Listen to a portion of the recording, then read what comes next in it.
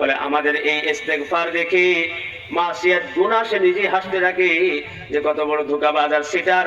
হাতে দেশে তসবিহ, জবানে আছে ইস্তেগফার, অথচ কিন্তু আল্লাহর কাছে কোনো কি নাই, প্রকৃত দিল থেকে সে ইস্তেগফার করতেছে না।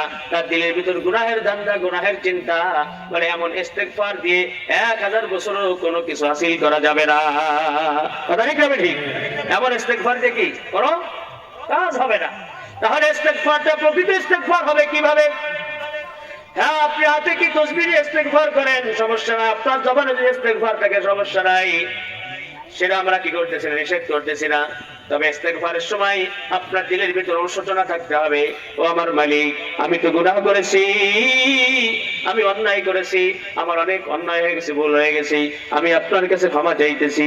ও আমার মুমিন মুসলমান ভাইয়েরা, আর আজম করতে হবে আর কোনোদিন এই গুনাহ করব না, আর সামনে আমার এই রকম গুনাহ হবে না, আর জিন্দেগিতে আমি এই গুনাহ করব না।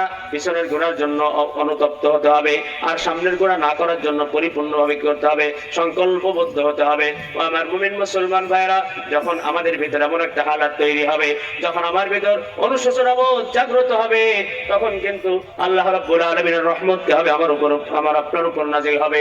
বলে কেমন ইস্তেগফার? আল্লাহর নবী সাল্লাল্লাহু আলাইহি ওয়াসাল্লামের কাছে এক সাহাবী আসছেন, আল্লাহ তাআলা সাহাবায়ে কেরামের মাধ্যমে আমাদের সামনে সব নমুনা পেশ করেছেন। বুখারী শরীফের বর্ণনা, রাসূলুল্লাহ সাল্লাল্লাহু আলাইহি